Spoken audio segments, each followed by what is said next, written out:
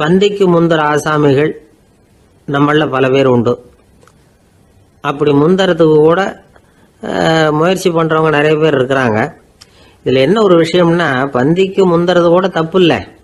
ஆனா அப்படி ஒரு விருந்துல ஆளா போய் உட்காந்து சாப்பிட்டா கூட வெளியில வர்றப்ப என்ன பெரிய விருந்து வச்சுட்டான், சாம்பார்ல உப்பு இல்லை, ரசத்துல காரம் இல்லை அப்படின்னு குறை சொல்லிட்டே வர்றது இருக்கு பாருங்க. அது சரியில்லை, நாகரிகமும் இல்லை.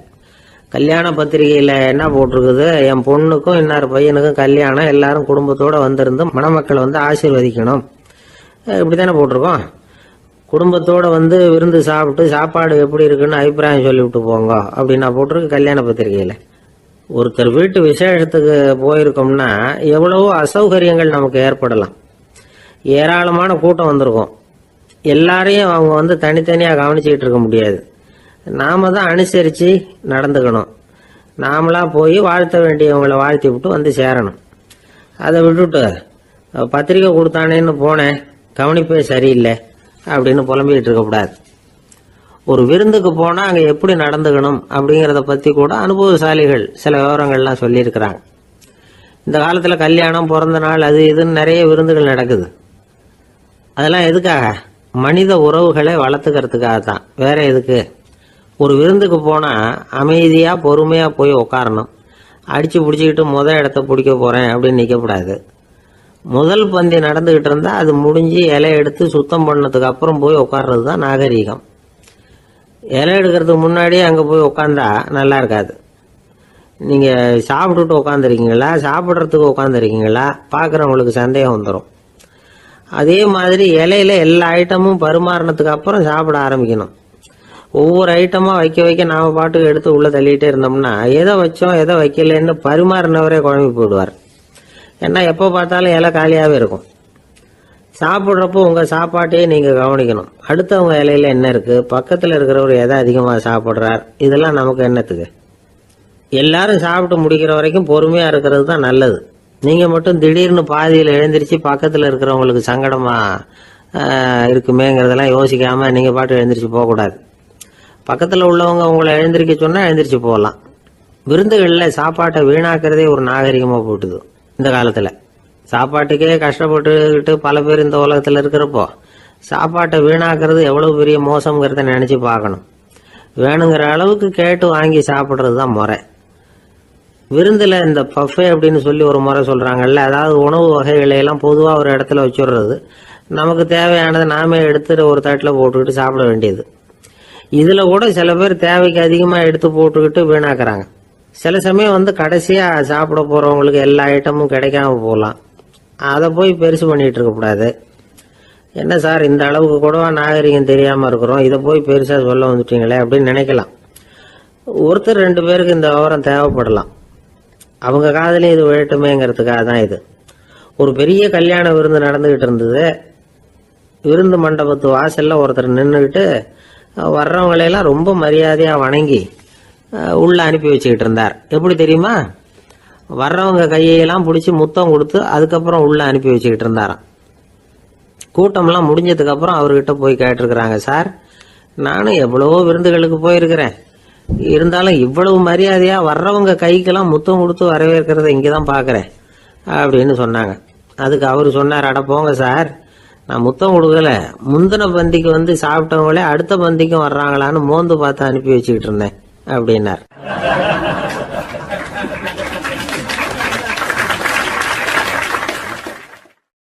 ஒரு ஊர்ல ஒரு ராஜா இருந்தார். பெரிய அரண்மனையில தான் இருக்கிறார். எல்லா வசதியும் இருந்தது. இருந்தாலும் அவர் எல்லாரும் சொல்றது எப்படி தெரியுமா, பிச்சைக்கார ராஜா. அப்படி ஒரு பேர் அவருக்கு நிலைச்சு போச்சு. ஜனங்களும் சரி மற்ற தேசங்களில் உள்ளவங்களும் சரி அவர் அந்த பேர் சொல்லியே குறிப்பிடுறது வழக்கமாக போட்டுது. இது அவருக்கு ரொம்ப கவலையாக போச்சு. என்ன இது, நம்மளை தேடி வர்றவங்களுக்கெல்லாம் நாம் சோறு போடுறோம், நம்ம புகழ்ந்து பாடல் ஏற்றி கொண்டு வர்ற புலவர்களுக்கெல்லாம் அவங்க எப்படி வந்தாலும் ஒருவேளை சோறு போடணுங்கிறது உத்தரவு. இவ்வளவுலாம் செஞ்சும் நம்மளை போய் பிச்சைக்கார ராஜான்னு எல்லாரும் சொல்றாங்களே, அது ஏன், எதுக்காக அப்படி சொல்றாங்க? இதுதான் ராஜாவுக்கு குழப்பம். சரி, இதை பத்தி நம்ம அமைச்சர்கள் கிட்ட கேட்கலாமா அப்படின்னு யோசனை பண்ணார். இந்த விஷயத்த போய் அவங்க கிட்ட எப்படி கேட்கறதுன்னு அவருக்கு தயக்கமா இருந்தது. கௌரவ குறைச்சலா தெரிஞ்சது அவருக்கு. சரி, சாதாரண குடிமக்கள் கிட்ட இதை பத்தி கேட்கலாமா அப்படின்னு யோசனை பண்ணார். கேட்கலாம், ஆனால் அவங்க யாரும் ராஜா முன்னாடி வந்து நின்று தைரியமாக பேசக்கூடிய அளவுக்கு இல்லை. ராஜாவோட குழப்பம் நாளுக்கு நாள் அதிகமாக போச்சு. கடைசியாக அவர் ஒரு முடிவுக்கு வந்தார். அதாவது இதை பற்றி ஒரு பிச்சைக்காரங்கிட்டே கேட்டு பார்த்துட்டா என்ன. இதுதான் அவர் பண்ண முடிவு. உடனே மாறு வேஷம் போட்டுக்கிட்டு நகர்வலம் போனார். ஒரு பிச்சைக்காரனை கண்டுபிடிச்சார். இதை பாருப்பா, நம்ம ராஜாவை எல்லாரும் பிச்சைக்கார ராஜான்னே சொல்கிறாங்களே, அதுக்கு என்ன காரணமாக இருக்கும் அப்படின்னு கேட்டார். அதுக்கு அவன் சொல்கிறான், இதுக்கான பதிலை இன்னும் ஒரு 30 நாளில் சொல்கிறேன் அப்படின்னா. உடனே இவருக்கு சந்தோஷம். உண்மையை அவங்ககிட்ட சொன்னார். நான் வேற யாரும் இல்லை, நான் தான் இந்த நாட்டு ராஜா. இப்போ நீ என் கூடவே வந்துடு, அரண்மனையிலேயே தங்கிக்கோ. 30 நாள் கழித்து எனக்கு பதில் சொல்லிவிட்டு அதுக்கப்புறமா நீ போகலாம் அப்படின்னு சொல்லி அழைச்சிட்டு வந்துட்டார். அரண்மனையில் ஒரு மூலையில் அவன் தங்கறதுக்கு இடம் கொடுத்தார். தினம் 2 வேளையும் இவனுக்கு சோறு போடுங்க அப்படின்னு உத்தரவு போட்டார். ராஜா கொடுத்த இடத்துல போய் உக்காந்துக்கிட்டான் அந்த பிச்சைக்காரன். தினமும் அந்த அரண்மனையில் நடக்கிறதையெல்லாம் கவனிச்சுக்கிட்டு வந்தான். வேளைக்கு சாப்பாடு வரும், சாப்பிட்டுக்கிட்டு இருக்கான். இப்படி 30 நாள் முடிஞ்சுது. ராஜா வந்தார். என்ன, என்னோட கேள்விக்கு பதில் என்னன்னு கண்டுபிடிச்சிட்டியான்னார். கண்டுபிடிச்சிட்டேன்னா. என்ன எல்லாரும் பிச்சைக்கார ராஜான்னு சொல்கிறாங்களே, அது நியாயமாக படுதா உனக்குன்னு கேட்டார். நியாயமாக தான் படுது, சந்தேகம் இல்லாமல் நீங்கள் பிச்சைக்கார ராஜா தான். என்னதான் நீங்கள் வசதியோடவும் படைபலத்தோடவும் இருந்தால் கூட நீங்கள் எங்கள் வர்க்கத்தை சேர்ந்த ஆசாமி தான் அப்படின்னு அடித்து சொல்லிவிட்டான் அந்த ஆள். எதனால் அப்படி சொல்கிறேன்னு கேட்டார் இவர். அரசே, ஒரு உண்மையை கண்டுபிடிச்சி சொல்கிறதா நான் உங்ககிட்ட சொன்னேன்.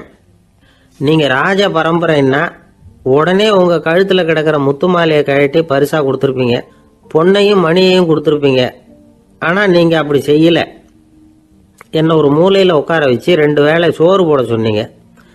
உங்களை தேடி யார் வந்தாலும், யார் வந்து பாராட்டி பேசினாலும் அல்லது பிரச்சனைகளை சொன்னாலும் நீங்கள் செய்கிற ஒரே காரியம் சோறு போடுறது தான்.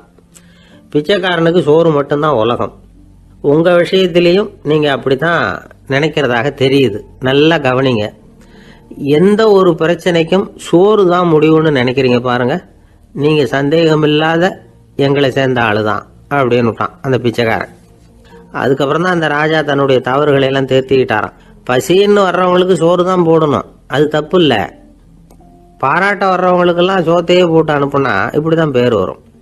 எனக்கு தெரிஞ்ச ஒருத்தர் தினமும் யாராவது ஒருத்தரை தன் வீட்டுக்கு அழைச்சிட்டு போவார், சாப்பாடு போட்டு அனுப்புவார். முன்னறிவிப்பு இல்லாமல் திடீர்னு ஒரு விருந்தாளியோட வீட்டில் போய் இவர் நிற்கிறது வழக்கம். அந்த அம்மாவும் இவருக்காக தயார் பண்ணி வச்சிருந்ததை இவர் அழைச்சிட்டு வந்திருக்கிற விருந்தாளிக்கு போட்டுருவாங்க. விருந்தாளி சாப்பிட்டுட்டு போனதுக்கப்புறம் இவர் மனைவி கிட்ட உனக்கு சிரமம் வேணாம் அப்படின்னு சொல்லிவிட்டு பக்கத்தில் உள்ள ஒரு ஹோட்டலுக்கு போய் காசு கொடுத்து சாப்பிட்டுட்டு வந்துடுவார். பல நாள் இப்படி நடக்கும். ஒரு நாள் அவரை தனியாக கூப்பிட்டுக்கிட்டு போய் ஏன் இப்படி பண்ணுறீங்கன்னு கேட்டோம். அதுக்கு அவர் சொல்கிறாரு, எங்கள் வீட்டு சாப்பாட்டிலேருந்து தப்பிக்கிறதுக்கு எனக்கு வேற வழி எதுவும் தெரியல சார், அதனால தான் இப்படி பண்ணிட்டு இருக்கிறேன் அப்படின்னார் ரொம்ப பரிதாபமா.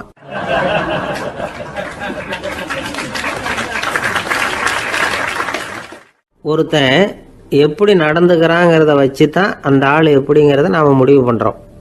ஆளுமைன்னு சொல்கிறோம்ல, அதுக்கு சூழ்நிலைகளை ஆளுகின்ற தன்மை அப்படின்னு விளக்கம் கொடுக்குறார் ஒரு உளவியல் நிபுணர். சரி, ஒரு மனிதனுடைய ஆளுமையை உருவாக்குகிற விஷயங்கள் என்னென்ன?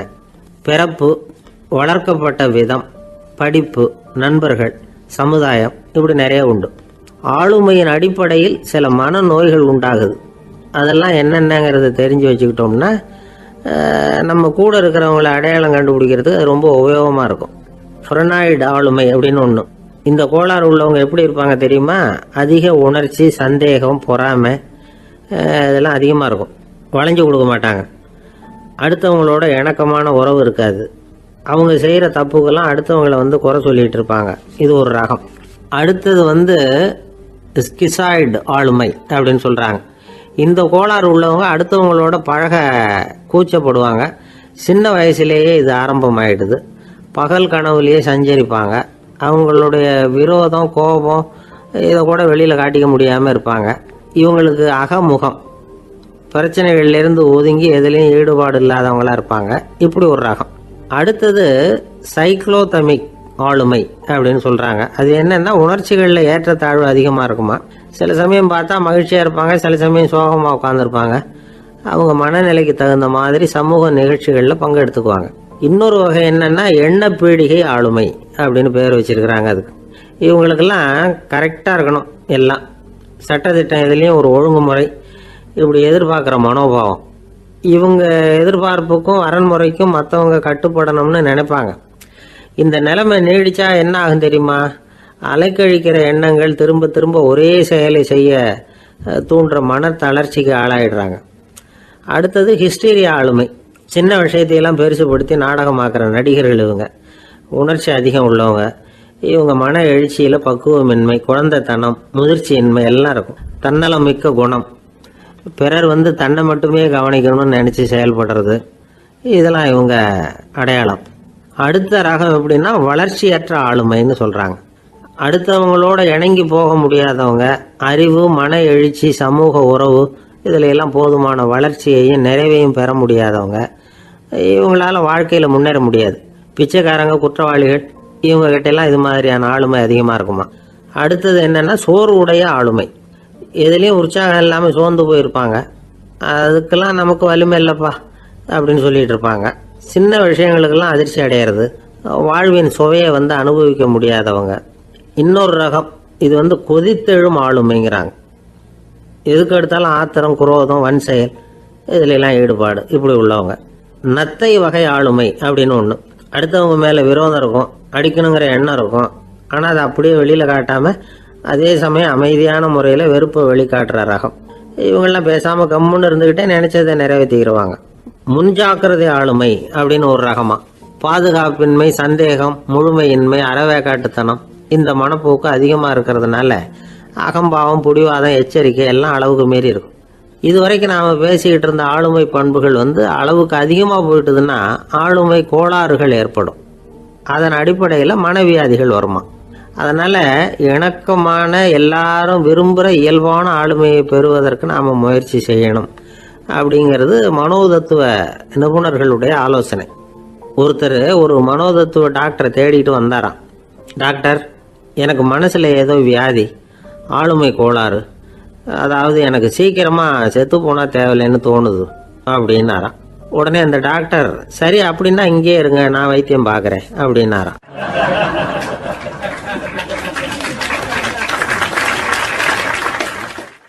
ஆஃபீஸை முடிஞ்சு வீட்டுக்கு போகிற சமயத்தில் ஒருத்தர் கடைக்கு போய் ஸ்வீட் வாங்கினார். சரி, வீட்டுக்கு பிள்ளைங்களுக்கு தான் வாங்கிட்டு போகிறார் அப்படின்னு மற்றவங்க நினச்சாங்க. அவர் அப்படி செய்யல. அந்த இடத்துலையே பொட்டலத்தை பிரித்தார். திருட மாதிரி அப்படியே சுற்றி ஒரு தரம் பார்த்துக்கிட்டார். யாரும் தெரிஞ்சவங்க இல்லைங்கிறத முடிவு பண்ணிவிட்டு அவசரமாக அதை அப்படியே போட்டு முழுகிவிட்டு கையை தொடச்சிக்கிட்டு நல்ல பிள்ளை மாதிரி நடந்து போக ஆரம்பிச்சிட்டார். அவர் யாருன்னா, அவரோட பிரச்சனை எல்லாருக்கும் தெரியாது, சில பேருக்கு தான் தெரியும். அதாவது அவர் உடம்பில் சர்க்கரை இருக்குதுன்னு டாக்டர் சொல்லிவிட்டாராம். அதனால் வீட்டில் சர்க்கரையே இவர் கண்ணில் காட்டுறதில்ல. அதனால் இவர் யார் கண்ணிலையும் படாமல் இப்படிப்பட்ட வேலைகள்லாம் செய்கிறது வழக்கம். யாருக்கும் தெரியாமல் இப்படி ஸ்வீட்டை வாங்கி சாப்பிட்டுட்டு அவர் பாட்டுக்கு போயிடுறது.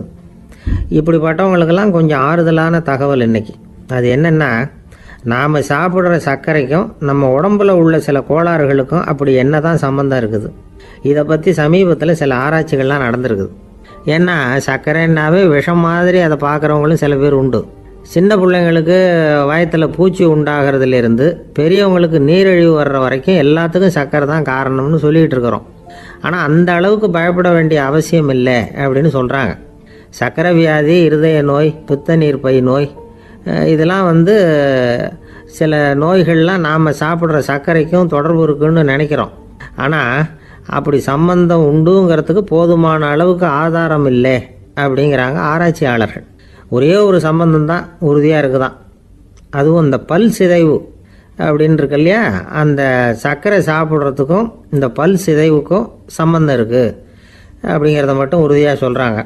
சர்க்கரைன்னா நாம் சாப்பிட்ற ஜீனி மட்டும் இல்லை, பழம், காய்கறி, பால், தேன் இப்படி எல்லாத்துலேயும் அது இருக்குது. கேரட்டு கொடுக்குற சத்தில் 88% சர்க்கரை, ஆப்பிள் கொடுக்குற சக்தியில் 95% சர்க்கரை. இது ஜீனி சர்க்கரை, இது ஆப்பிள் சர்க்கரை அப்படிங்கிற வித்தியாசம்லாம் உடம்புக்கு கிடையாது. ரெண்டுமே உடனடியாக சக்தி கொடுக்குது. ஒரு ஸ்பூன் சர்க்கரையில் 16 கலோரி தான் சத்து இருக்குது. அதிகமாக சர்க்கரை சாப்பிட்டா நீரிழிவு வந்துருங்கிறது தப்பான ஒரு அபிப்பிராயம். டயபெட்டிஸுங்கிறது ஒரு மெட்டபாலிக் டிசார்டர், அவ்வளவுதான். அதாவது நாம் சாப்பிட்ற சர்க்கரையை நம்ம உடம்பு திறமையாக உபயோகப்படுத்திக்க முடியல அப்படின்னு அர்த்தம். அதனால தான் அதிகமாக இனிப்பு வேணாம்னு சொல்கிறோம். ஏற்கனவே உடம்பால் முடியாத ஒன்றை மறுபடியும் அது தலையில் சுமத்தி அதிகமாக வேலை வாங்க வேணாமே அப்படிங்கிறதுக்காக தான். ஆகாரத்தில் அதிகமாக சர்க்கரை இருந்தால் அதனால் உடனே சர்க்கரை வியாதி வந்துடும்ங்கிறதுக்கு விஞ்ஞான ரீதியாக போதுமான ஆதாரம் இல்லை. அதனால் எப்போவாவது அதிகமாக ஸ்வீட்டு சாப்பிட்டுட்டா ஐயோ அதிகமாக சாப்பிட்டோமோ என்ன பண்ண போகுது தெரியலையே அப்படின்னு நினச்சி மனசை போட்டு குழப்பிக்க வேண்டியதில்லை. பொதுவாக எதுவுமே அதிகமாக வேண்டாம், எல்லாம் சீராக இருந்தால் போதும். நீரிழிவுங்கிறது புதுசாக வந்துட்ட ஒரு நோய் இல்லை, ரொம்ப காலமாகவே இருக்கிற ஒன்று தான். நம்ம முன்னோர்கள் இதை மதுமேகம் அப்படின்னு சொல்லுவாங்க. அதை கட்டுப்படுத்துறதுக்கு அவங்களே சில வழிமுறையை சொல்லி வச்சுருக்கிறாங்க. அது என்னென்னா வேறு ஒன்றும் இல்லை, இந்த பாவக்காய், முள்ளங்கி, அருகம்புல், அவ்வளவுதான். வெள்ளை முள்ளங்கி இருக்குல்ல, அதை வாரத்துக்கு 3 நாள் சாப்பிட்டுக்கிட்டு வாங்க. நூலுக்கோல் ரொம்ப நல்லது. இல்லைன்னா முள்ளங்கி சாறு 1 ounce சாப்பிட்டுட்டு வரலாம். ரத்தத்தில் சேர்கிற சர்க்கரை அளவை இதெல்லாம் கட்டுப்படுத்துது. சிறுநீரில் காணப்படுகிற சர்க்கரை அளவையும் சமநிலைப்படுத்துது. தினமும் ஆகாரத்தில் கோதுமை, கேழ்வரகு, வெந்தயம், கருவேப்பிலை, சோயாபீன்ஸ் எது கிடைக்குதோ சேர்த்துக்கலாம். இப்படிலாம் செஞ்சுக்கிட்டு வந்தால் அப்புறம் வீட்டுக்கு தெரியாமல் கடையில் போய் நின்றுக்கிட்டு ஸ்வீட் வாங்கி திருட்டுத்தனமாக சாப்பிட வேண்டிய அவசியமே உங்களுக்கு வராது. 2 ஆசாமிகள் கடற்கரையில் உட்காந்து சாவகாசமாக பேசிக்கிட்டு இருந்தாங்களாம். ஒருத்தர் சொன்னார், இன்னொருத்தருக்கு தெரியாமல் ஸ்வீட்டு சாப்பிட்றதே எப்பவும் இடைஞ்சல் தான் சார். நேற்றுக்கு பாருங்கள் அப்படி தான் சாப்பிட்டுக்கிட்டு இருந்தேன், வீட்டுக்காரி கண்ணில் போட்டுவிட்டுது, அதுக்கப்புறம் ஒரே ரகலையாக போச்சு அப்படின்னாரா. எனக்கு கூட அப்படி தான் சார் ஆகிட்டுது, ஒரே ரகலை அப்படின்னாரா இன்னொருத்தர். நீங்கள் சாப்பிட்டதும் உங்கள் வீட்டுக்காரங்க கண்ணில் போட்டுவிட்டுதா சார் அப்படின்னு கேட்டிருக்காரு இவர். அதுக்கு அவர் சொன்னாராம், அப்படி இல்லை சார், கடைக்காரர் கண்ணில் போட்டுவிட்டுதோ, நான் அவருக்கு தெரியாமல் அந்த ஸ்வீட்டை அவர் கடையிலேருந்து எடுத்திருந்தேன் அப்படின்னு விளக்கம் கொடுத்தாராம் இந்த ஆள்.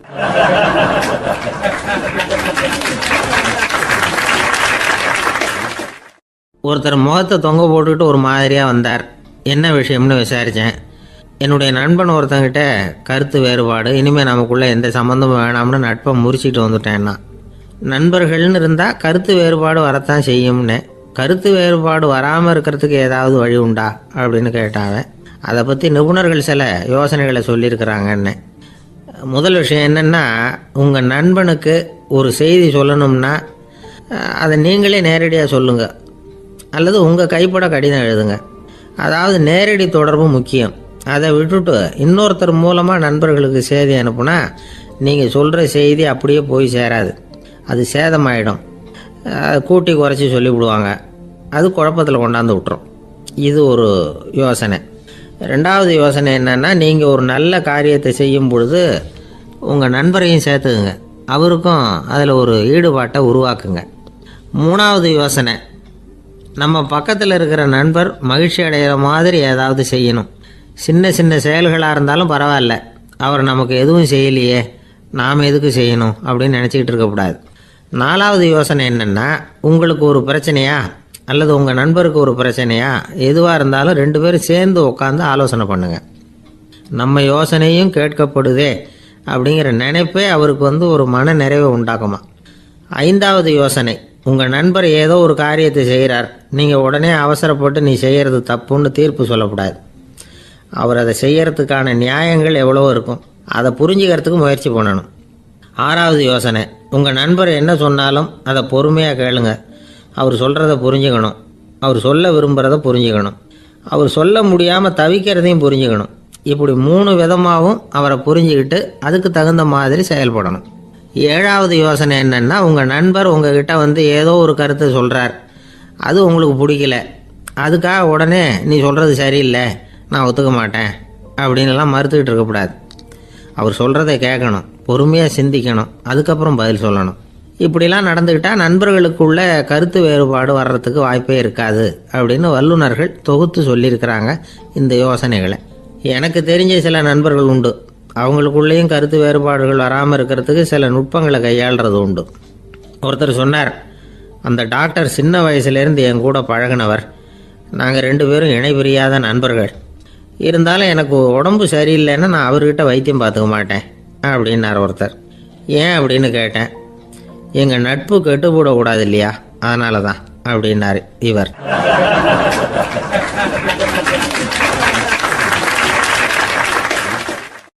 ஒரு மனுஷனுக்கு 3 விதத்தில் கர்வம் உண்டாகிறதுக்கு வாய்ப்பு உண்டு. பணம், பதவி, புகழ். பணம் அதிகமாக வந்தால் கர்வம் வரலாம், பதவி பெருசாக வந்துட்டுதுன்னா கர்வம் வரலாம், புகழ் அதிகமாக போனாலும் கர்வம் வரலாம். இந்த 3 வகையான கர்வத்துக்கும் இடம் கொடுக்காம இருக்கிறாங்க பாருங்க, அவங்க தான் சிறந்த மனிதர்கள்.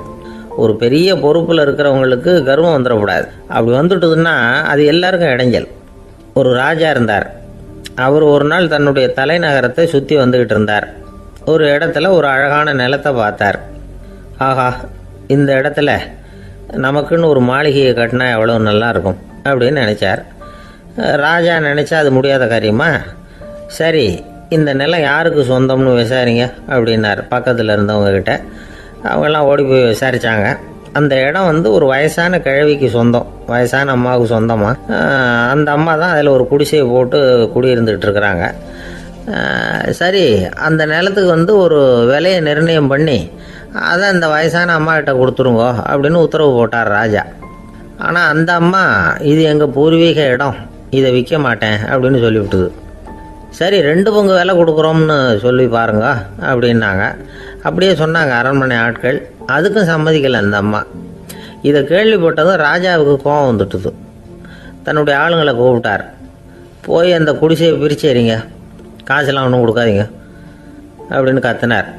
அவ்வளோதான். அடுத்த நிமிஷம் அரண்மனை ஆசாமிகள் போனாங்க, குடிசையை பிரித்து எரிஞ்சாங்க. அந்த வயசான அம்மா இருக்குது, அதுவும் அந்த இடத்த விட்டு துரத்தி விட்டாங்க.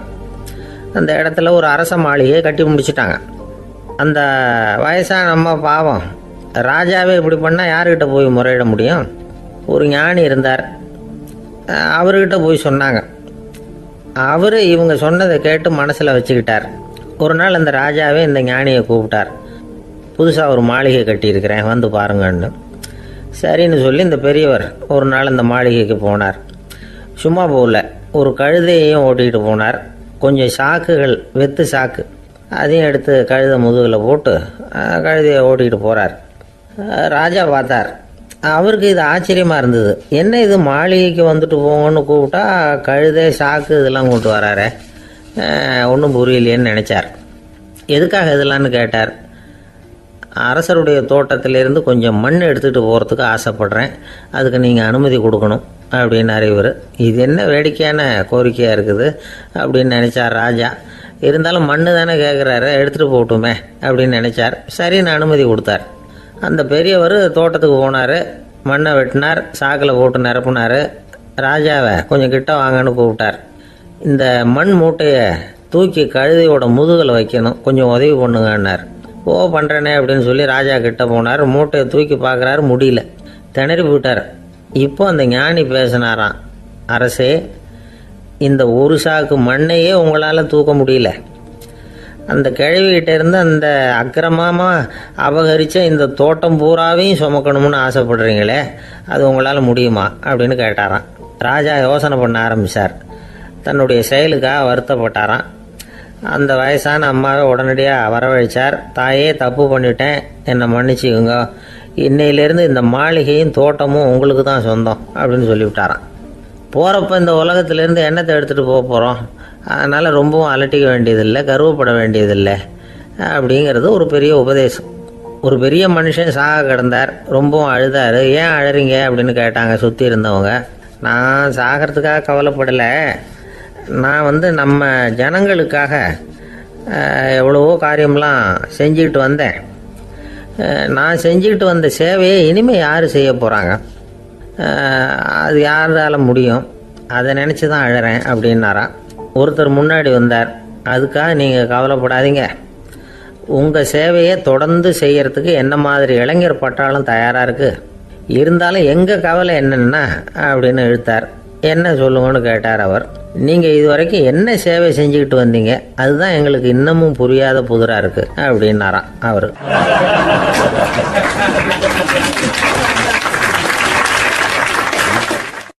ஒரு சிகை அலங்கார கூடம், ரொம்ப சுறுசுறுப்பாக எல்லாரும் வேலை செஞ்சுக்கிட்டு இருக்கிறாங்க. முடிவெட்டிக்க வந்திருக்கிறவங்க நிறைய பேர், எல்லாரும் வரிசையாக உட்காந்துருக்குறாங்க. அந்த சமயத்தில் திடீர்னு கதவை திறந்துக்கிட்டு ஒருத்தர் உள்ளே வர்றார். அவர் ஒரு பெரிய மனிதர், அவரும் முடிவெட்டிக்கிறதுக்காக தான் உள்ளே வந்திருக்கிறார். அவரை பார்த்த உடனே அங்கே வரிசையில் உட்காந்துருந்தவங்க எல்லாரும் எழுந்திரிச்சு அவர்கிட்ட வந்துட்டாங்க. அவரை சுற்றி நின்றுக்கிட்டாங்க. எப்படி இருக்கிறீங்க, நல்லா இருக்கீங்களா அப்படின்னு விசாரிக்க ஆரம்பிச்சிட்டாங்க. எல்லாம் முடிஞ்சதும் வந்தவர் கேட்டார், வரிசையில் கடைசியாக இருக்கிறவர் யார் அப்படின்னு கேட்டார். ஏன்னு கேட்டாங்க. நான் அதுக்கு அடுத்தபடியாக உட்காரணும், அதுக்காக தான் கேட்குறேன் அப்படின்னார். உடனே அங்கே இருந்தவங்கெல்லாம் என்ன சொன்னாங்க தெரியுமா? நீங்கள் வரிசையில் காத்திருக்க கூடாது, நீங்கள் அரசாங்கத்தின் தலைவர், உங்களுக்கு நேரம் முக்கியம், அதனால் நீங்கள் முன்னாடி போங்க அப்படின்னு சொன்னாங்க. ஆனால் அதை அவர் கேட்கல. தோழர்களே, உங்களுடைய கருத்துக்கு ரொம்ப நன்றி. எல்லாரும் வரிசையாக தான் வரணும், அதுதான் முறை. வரிசையில் வரணுங்கிற நடைமுறையை நானும் பின்பற்ற விரும்புகிறேன். நாம் எல்லாரும் சமமானவர்கள் அப்படின்னார். இப்படி சொல்லிவிட்டு வரிசையில் கடைசியாக இருந்த ஒரு நாற்காலியில் போய் உட்காந்துக்கிட்டார். தன் சட்டை பையில் இருந்த ஒரு செய்தித்தாளை எடுத்தார், படிக்க ஆரம்பிச்சிட்டார். ஆனால் அங்கே இருந்தவங்களால இதை பார்த்துக்கிட்டு சும்மா இருக்க முடியல. ஒருத்தர் எழுந்திரிச்சு வந்தார். ஐயா, இப்போ என்னுடைய முறை வந்திருக்குது, நான் தான் போக வேண்டிய முறை. உங்களை இங்கே காத்திருக்க வைக்கிறத விட ஒரு 5 ஆண்டுகளுக்கு கூட நான் முடிவெட்டிக்காமே இருந்துட முடியும் அப்படின்னார். அவர் மறுபடியும் சொன்னார், ஐயா, நீங்கள் வரிசை முறையை தாண்டி போக விருப்பப்படல, சரி, ஆனால் என்னுடைய முறையை மாற்றி கொடுக்கறதுக்கு எனக்கு முழு உரிமை இருக்குது. இதுக்கு பதிலாக உங்களுடைய கடைசி இடத்த நான் எடுத்துக்கிறேன், இதை நீங்கள் மறுக்க முடியாதுன்னார். அங்கே இருந்த மற்றவங்களும் இதை ஒரு மனசாக வற்புறுத்த ஆரம்பிச்சிட்டாங்க. அந்த பெரிய மனிதர் பார்த்தார், சரின்னு கடைசியாக ஒத்துக்கிட்டார். அவர் யார் தெரியுமா? அவர் தான் மாவீரர் லெனின். ரஷ்யாவில் கிரெம்ளின் சிகை அலங்கார கூடத்தில் தான் இது நடந்தது. எல்லாரும் இந்நாட்டு மன்னர்கள்னு வாயளவில் பேசுறதுல என்ன பிரயோஜனம்? நாம் எல்லாரும் சமம்ங்கிறத நடைமுறையில் கடைபிடிச்சி காட்டினவங்க கொஞ்சம் பேர் தான். அவங்களில் ஒருத்தர் தான் லெனின். வரிசையில் நின்று வர்றதுங்கிறது ஒரு சிறந்த பண்பு, உயர்ந்த பண்பு. இன்றைக்கி பல இடங்களில் அது நமக்கு தேவைப்படுது. ஒரு ரேஷன் கடைவாசல், கடை திறக்கிறதுக்கு முன்னாடியே எல்லாரும் வரிசையில் நின்றுட்டாங்க. கடைசியாக வந்த ஒருத்தர் கியூவில் முன்னாடி போகிறதுக்கு முயற்சி பண்ணுறார். ஏற்கனவே நின்றுட்டு இருக்கிறவங்க அவரை முன்னாடி போகிறதுக்கு விட மாட்டேங்கிறாங்க. கடைசியாக போய் நில்லையா அப்படின்னு எல்லாரும் கத்துறாங்க. அதான் அவர் காதில் வாங்கலை, முண்டி அடிச்சுக்கிட்டு முன்னாடி போகிறதுக்கே முயற்சி பண்ணிகிட்டு இருக்கிறார். எல்லாரும் சேர்ந்து அவரை வலுக்கட்டாயமாக இழுத்து கொண்டாந்து பின்னாடி கொண்டு போய் நிறுத்திவிட்டாங்க. நிறுத்திவிட்டு சொன்னாங்க, அதை பாருப்பா, நாங்கள் இருக்கிற வரைக்கும் நீங்கள் முன்னாடி போய் எதையும் வாங்க முடியாது, தெரிஞ்சுக்கோ அப்படின்னாங்க. இப்போ அந்த ஆள் சொன்னாராம், நான் இங்கே பின்னாடி நிற்கிற வரைக்கும் நீங்களும் எதுவும் வாங்க முடியாது அப்படின்னாராம். ஏன்னு கேட்டிருக்கிறாங்க. நான் தான் அந்த கடையை திறக்க வேண்டிய ஆள் அப்படின்னா. அம்மாக்காரங்களுக்கு அடிக்கடி ஏற்படுற கவலை ஒன்று உண்டு. அதாவது குழந்தை சரியாக சாப்பிட மாட்டேங்குதே அப்படிங்கிற கவலை. இவங்கெல்லாம் ஒரு விஷயத்த நல்லா புரிஞ்சுக்கணும். குழந்தைகள்ங்கிறவங்க பெரியவங்க மாதிரி இல்லை. அவங்க கடிகாரத்தில் மணியை பார்த்துட்டு சாப்பிட்றதுக்கு உட்கார்ற ரகம் கிடையாது. பசிச்சா சாப்பிடுவாங்க, இல்லைன்னா விளையாடுவாங்க அல்லது தூங்குவாங்க. அது புரியாம அவங்கள கட்டாயப்படுத்தி அல்லது மிரட்டி சாப்பிட வைக்கிறது ரொம்ப தப்பு. ஒரு 8 மாச குழந்தைக்கு 3 மணி நேரத்துக்கு ஒரு தடவை பசிக்கும். அந்த நேரம் பார்த்து சாப்பாடு கொடுத்தா அடம் பண்ணாமல் அது பாட்டுக்கு சாப்பிட்றோம். அதே குழந்தைக்கு 1 வயசு ஆகிறப்போ 4 மணி நேரத்துக்கு ஒரு தடவை பசிக்கும். இந்த வயசுல இயற்கையாகவே பசி குறைஞ்சிருக்கும். அது புரியாம என் குழந்தை முன்னாடி மாதிரி இப்போ சரியா சாப்பிட மாட்டேங்கிறான் அப்படின்னு சில பேர் டாக்டர்கிட்ட போய் சொல்லிக்கிட்டு இருப்பாங்க. இன்னொரு விஷயம், ஒரு குழந்தைக்கு வயசு அதிகமாகிற வேகத்துக்கு உடம்பு எடையும் அதிகமாகிக்கிட்டே போகாது. உடம்பு எடை அதிகமாகிற வேகம் குறைஞ்சிக்கிட்டே வரும். 6 மாச குழந்தைக்கு ஒரு வாரத்தில் 150 கிராம் எடை கூடும். ஒரு வயசுல வாரத்துக்கு 71 கிராம் எடை கூடும். இது புரியாம அதிகமாக சாப்பாட்டை கொடுத்து குழந்தைய கஷ்டப்படுத்தக்கூடாது. ஏன்னா அளவுக்கு மீறின உணவு அஜீரணத்தை உண்டு பண்ணிவிடும். குழந்தைக்கு ஒரு தட்டில் கொஞ்சமாக ஆகாரத்தை வச்சு கொண்டுட்டு போய் கொடுக்கணும். மலை மாதிரி குவிச்சு வச்சா அதை பார்த்ததுமே பசி அடங்கி போயிடும். அடித்து மிரட்டி பயமுறுத்தி குழந்தைய சாப்பிட வைக்கிற பழக்கம் இருக்கு பாருங்க, அதுக்கு ஃபுட் ஃபோர்ஸிங் அப்படின்னு பேர். இப்படி பண்ணினா குழந்தைக்கு சாப்பாட்டில் விருப்பம் குறைஞ்சிரும், அதை கண்டாவே வெறுக்க ஆரம்பிச்சிடும். அது மாதிரி உளம் சார்ந்த பசி குறைவு, சைக்கோஜெனிக் அனோரெக்சியா, அது ஏற்படுமா. சாப்பாடுங்கிறதே ஒரு தண்டனை மாதிரி தோணும். குழந்தைகளுக்கு பிடிச்ச மாதிரியான ஆகாரத்தை கொடுக்கணும். சத்து அதிகம் இருக்குங்கிறதுக்காக அதுக்கு பிடிக்காத ஆகாரத்தை கொடுத்து கட்டாயப்படுத்தக்கூடாது. குழந்தைகளுக்கு 2 வயசு ஆகிறப்போ இயற்கையாகவே எதிர்மறை குணம் உண்டாகும். அதாவது அந்த எதிர்மறையாக பேசுறது. இது மாதிரி சமயங்களில் நாம் என்ன சொல்கிறோமோ அதுக்கு நேர்மாறாக நடந்துக்கும். ஏட்டிக்கு போட்டி. சாப்பிட சொன்னால் விளையாட போகும், விளையாட சொன்னால் சாப்பாடு கேட்கும். இதை புரிஞ்சுக்கிட்டு நடந்துக்கணும். குழந்தை சொன்ன பேச்சை கேட்கலேன்னு கோவப்படக்கூடாது. குழந்தை வளர வளர பிடிவாத குணம் வர்றது சகஜம். கேட்டதை வாங்கி கொடுத்தாதான் சாப்பிடுவேன் அப்படின்னு பிடிவாதம் பண்ணும். வாங்கி கொடுத்து விடுறது தான் உத்தமம். நீங்களும் அதுகிட்ட பிடிவாதம் பண்ணிட்டு இருக்கக்கூடாது. ஏன்னா கேட்டது கிடைக்கலையேங்கிற ஏமாற்றம் கூட குழந்தையோட பசியை குறைச்சிரும். கேட்டது கிடைச்சிட்டா பசி அதிகமாகும், கொடுத்ததை மளமளன்னு சாப்பிட்றோம். குழந்தைகளுக்கு கண்ட கண்ட நேரத்தில் சாப்பிட்றதுக்கு எதையாவது வாங்கி கொடுத்துக்கிட்டு இருந்தா சாப்பாட்டு நேரத்தில் சாப்பிடாம அடம் பண்ண ஆரம்பிச்சிடும். பள்ளிக்கூடம் போகிற பிள்ளைங்க காலை உணவை சரியாக சாப்பிட மாட்டாங்க. அச்சம், அவசரம், பரபரப்பு இதெல்லாம் தான் காரணம். பள்ளிக்கு புறப்படுறதுக்கு ஒரு 3/4 மணி நேரத்துக்கு முன்னாடியே சாப்பாடு போட்டுருங்க, அது சரியாக போடும். படிக்கிற குழந்தைகள் உடல் சோர்வு, மனச்சோர்வு இது காரணமாக கூட சாப்பிட மறுக்கிறது உண்டு. இப்போ உதாரணமாக சாயந்தரம் விளையாடி விட்டு வீட்டுக்கு வந்ததும் சாப்பிட சொன்னால் வேணாம்பாங்க. இது உடல் சோர்வு. ரொம்ப நேரம் வீட்டு பாடங்களை செஞ்சு முடித்த கையோடு சாப்பிட சொன்னாலும் அவங்களால சரியாக சாப்பிட முடியாது. இது உளச்சோர்வு, அதாவது மனச்சோர்வு. இதை தவிர குழந்தைகளுக்கு உடல் நலக்குறைவு ஏற்பட்டால் கூட சாப்பிட மறுக்கிறது உண்டு. சில மருந்து மாத்திரைகள் கூட பசியை குறைச்சிரும். அதனால் சரியாக தெரிஞ்சுக்கிட்டு குழந்தைகளை சாப்பிட வைக்கணும். அது புரியாமல் கையில் சாப்பாட்டு தட்டை வச்சுக்கிட்டு குழந்தைகளை விரட்டிக்கிட்டு அலையக்கூடாது. ஒரு சின்ன பையன் சொன்னான், எங்கள் அம்மா சாப்பாடு போடுறது தெரிஞ்சா நான் உடனே வீட்டை விட்டு வெளியில் ஓடி போடுவேன் அப்படின்னா.